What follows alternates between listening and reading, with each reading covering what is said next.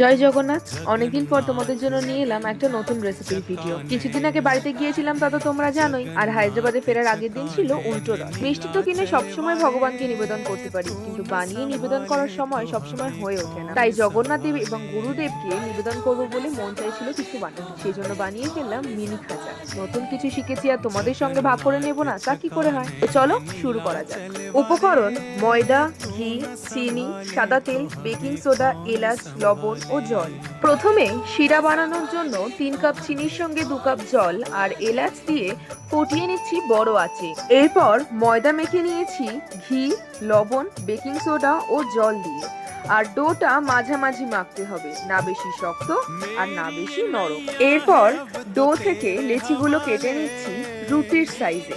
এবার বড় করে এবং সামান্য একটু মোটা করে লেচিগুলোকে বেলে নিচ্ছি। এবার সাদা তেল ব্রাশ করে তার উপর ময়দা ছিটিয়ে নিয়ে লাচ্ছা পরোটার মতন রোল করে একে একে ছোট ছোট আকারে কেটে নেব।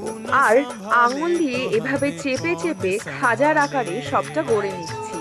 এরপর কড়াইতে সাদা তেল গরম করে এক এক করে ছাকা তেলে সমস্ত খাজাগুলোকে গোল্ডেন ব্রাউন কালারে ভেজে নিয়ে শিরার মধ্যে দিয়ে দিলাম এবং কিছুক্ষণের জন্য ডুবিয়ে রেখে তুলে নিলাম। তৈরি হয়ে গেল মিনি খাজা। কেমন লাগলো অবশ্যই জানিও, আর লাইক, কমেন্ট এন্ড শেয়ার করতে কিন্তু একদম ভুলো না। তো চলো নেক্সট ব্লগে দেখা হচ্ছে খুব শিগগিরই। আজকের মতন tata and lots of love.